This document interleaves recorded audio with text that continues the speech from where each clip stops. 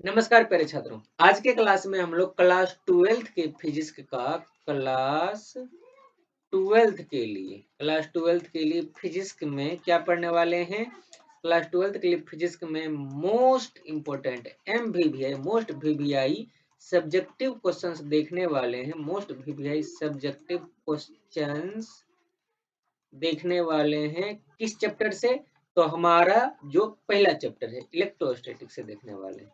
और ये सब के सब प्रश्न कहाँ से होंगे? इलेक्ट्रोस्टैटिक से। और ये सब के सब प्रश्न आपके होंगे PYQs होंगे, अर्थात प्रीवियस ईयर क्वेश्चन होंगे। तो आज का क्लास बड़ा ही इंपॉर्टेंट होने वाला है, इसलिए आप लोग बड़े ध्यान से इसको देखिएगा और हर सवाल का जवाब आपको बड़ा ही आसान भाषा में मिलेगी। इसमें हमारा सबसे पहला सवाल है, आवेश के आयतन घनत्व की परिभाषा दें। आवेश के आयतन घनत्व की परिभाषा पूछा गया, इसके SI मात्रक को लिखें। और ये 2021 में पूछा गया था, 2021 के एनुअल एग्जाम में। परिभाषा हम लोग किस प्रकार से लिखेंगे जरा सा देखिएगा, आपको आंसर भी सामने लिखा हुआ है कि प्रति एकांक आयतन में वितरित, प्रति एकांक आयतन में वितरित यानी कि जो बंटवारा हुआ आवेशों का, उसी को हम लोग कहते हैं वितरित आवेशों के परिमाण को क्या कहते हैं? आयतन आवेश घनत्व कहते हैं। प्रति एकांक आयतन में वितरित आवेशों के परिमाण को आयतन आवेश घनत्व कहते हैं। ठीक है, याद रखिएगा। और यह एक अदिश राशि या कैसी राशि है? एक अदिश राशि है। इसे रो से सूचित किया था और इसका SI मात्रक क्या होता है?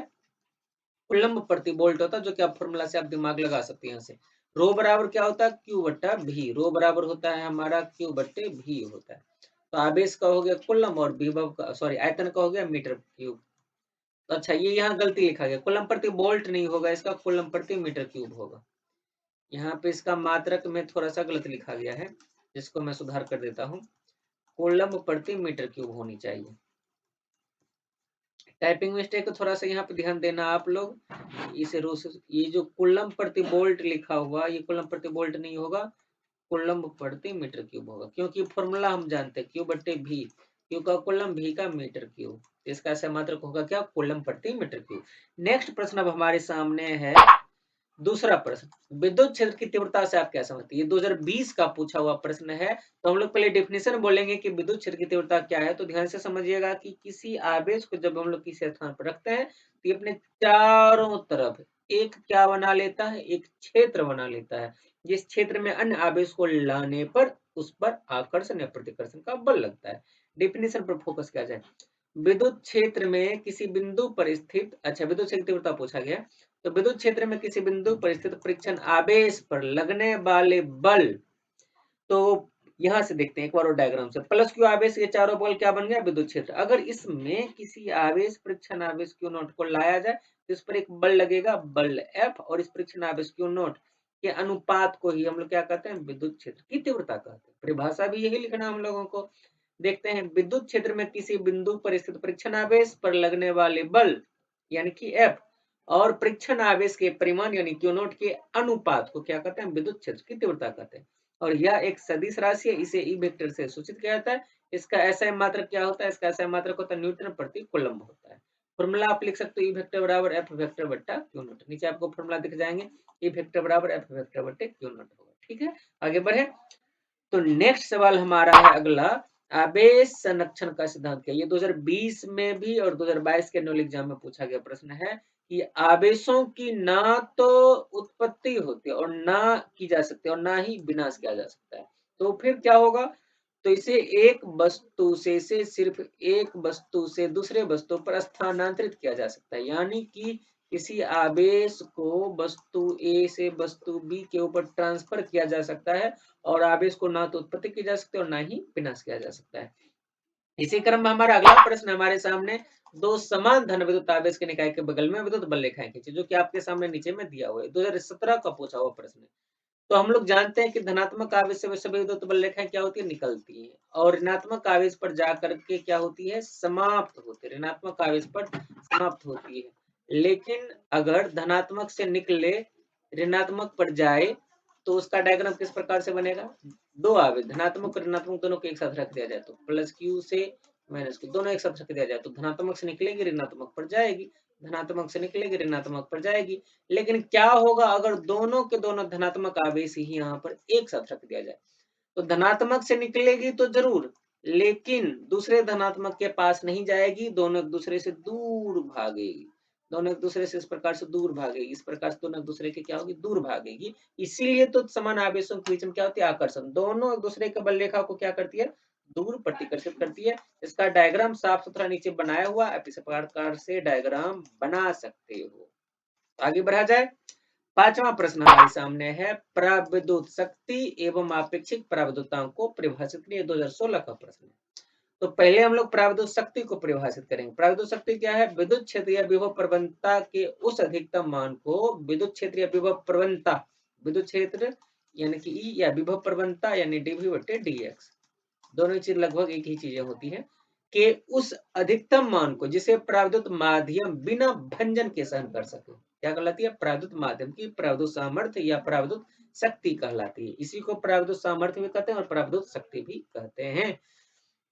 विद्युत क्षेत्र या विभव प्रवणता के उस अधिकतम मान को जिसे प्राविद्युत माध्यम बिना भंजन के सहन कर सके, प्राविद्युत माध्यम की प्राविद्युत शक्ति कहलाती है। इसका ऐसा मात्रक तो वोल्ट प्रति मीटर होता है, क्योंकि विद्युत क्षेत्र तीव्रता का भी और dV/dx का भी मात्रक क्या होता है, वोल्ट प्रति मीटर। और कभी कभार ऑब्जेक्टिव में देखने को मिलती है, वायु की प्राविद्युत सामर्थ्य कितना, 3 × 10⁻6 वोल्ट प्रति मीटर होती है। ये डेफिनेशन है आपका। इसमें एक डेफिनेशन छूट गया है, आपेक्षिक प्राविद्युतांक। तो इसका डेफिनेशन हम लोग एक फॉर्मूला के आधार पर बना सकते हैं। एप्सिलॉन आर इसको सूचित किया जाता है और इसका फॉर्मूला होता है एप्सिलॉन बटे एप्सिलॉन नॉट। अब ये एप्सिलॉन क्या है, एप्सिलॉन है माध्यम की प्राविद्युतता और एप्सिलॉन नॉट क्या है, हवा या निर्वात की प्राविद्युतता। एप्सिलॉन नॉट क्या है, हवा या निर्वात की प्राविद्युतता। तो परिभाषा यहाँ से हम लोग आसानी से बना लेंगे कि किसी माध्यम की प्राविद्युतता और हवा निर्वात की प्राविद्युतता के अनुपात को आपेक्षिक प्राविद्युतता कहते हैं। इसका फॉर्मूला एप्सिलॉन आर बराबर एप्सिलॉन बटे एप्सिलॉन नॉट हो जाएगा। तो आप इस प्रकार से लिख सकते हो। अगला सवाल हमारे पास है, विद्युत द्विध्रुव आघूर्ण को परिभाषित करें तथा इसका ऐसा मात्रक लिखें। 2015 के एनुअल एग्जाम में पूछा गया प्रश्न। तो पहले हम लोग विद्युत द्विध्रुव को समझते हैं। विद्युत द्विध्रुव में माइनस क्यू प्लस क्यू, दो आवेश होते हैं जो कि परिमाण में समान और आवेश में विपरीत होते हैं, एक माइनस दूसरा प्लस, और इनके बीच की दूरी कितनी होती है, 2L। इनके बीच की दूरी होती है 2L। परिभाषा कैसे बनाएंगे, विद्युत द्विध्रुव के किसी एक आवेश का परिमाण, यानी ये विद्युत द्विध्रुव है तो इसके किसी एक आवेश का परिमाण अर्थात Q तथा दोनों आवेशों के बीच की दूरी यानी कि 2L के गुणनफल को विद्युत द्विध्रुव आघूर्ण कहते हैं।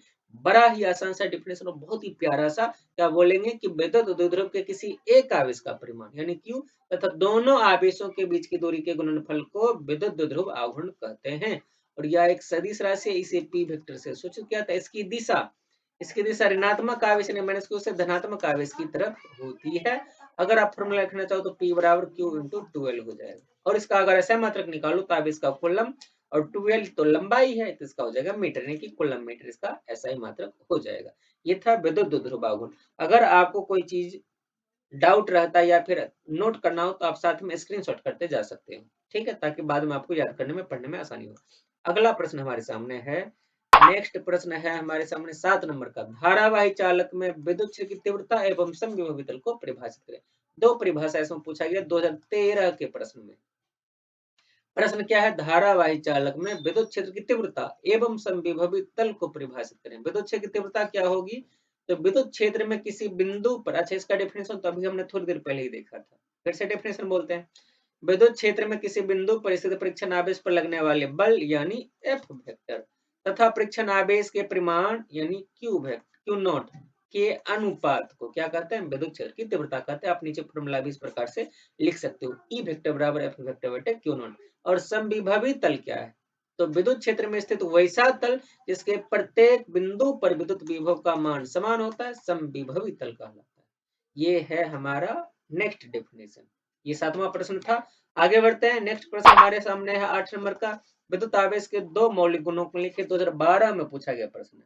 तो आवेशों के दो मौलिक गुण निम्नलिखित हैं। पहला आवेशों का योज्यता, एडिटिविटी ऑफ चार्जेस, और दूसरा है आवेशों का क्वांटीकरण। दोनों का डेफिनेशन भी हमारे सामने।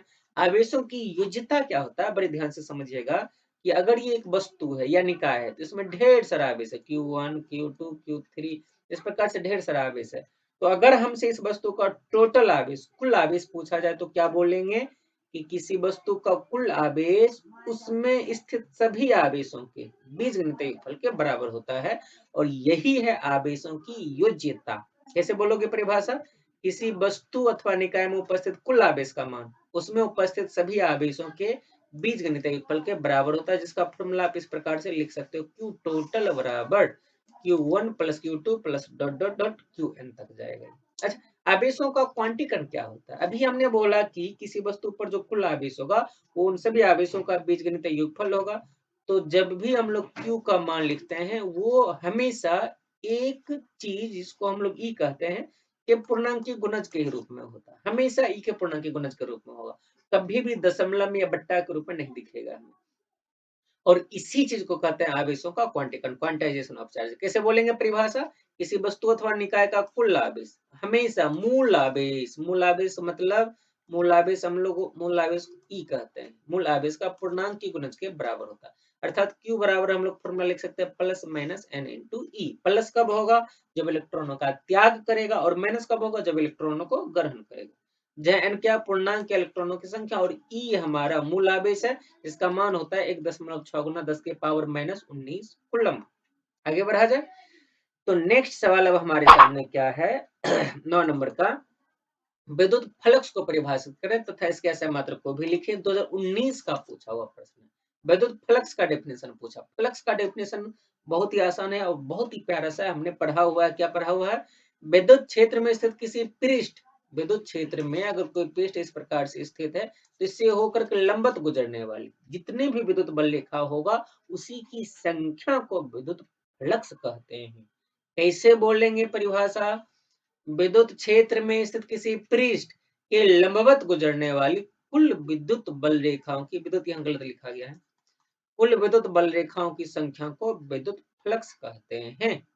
अथवा में भी एक डिफिनेशन है, विद्युत क्षेत्र की तीव्रता अर्थात ई वेक्टर तथा अल्पा क्षेत्रफल सदिश अर्थात डीएस वेक्टर के अदिश गुणनफल को विद्युत फ्लक्स कहते हैं। वो हमने फॉर्मूला से बनाया, ई वेक्टर डॉट यानी डॉट प्रोडक्ट यानी अदिश गुणनफल और डीएस वेक्टर यानी अल्पांश क्षेत्रफल सदिश के अदिश गुणनफल को भी विद्युत फ्लक्स कहा जाता है। ये हमारा परिभाषा है और इसी प्रकार से हम लोग फॉर्मूला भी बनाते हैं, फाई बराबर E vector dot DS vector. और जब डॉट प्रोडक्ट का फॉर्मूला हम लोग जानते हैं, ए वेक्टर डॉट बी वेक्टर को हम लोग क्या लिखते हैं? ए बी कॉस थीटा लिखते हैं। उसी प्रकार से E vector dot DS vector को भी हम लोग क्या लिख सकते हैं?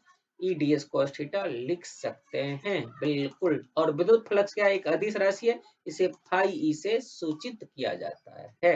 इसका सह मात्रक क्या हो जाएगा? विद्युत फ्लक्स का सह मात्रक होता है वोल्ट मीटर होता है, वोल्ट मीटर याद रखिएगा। विद्युत फ्लक्स का एस आई मात्रक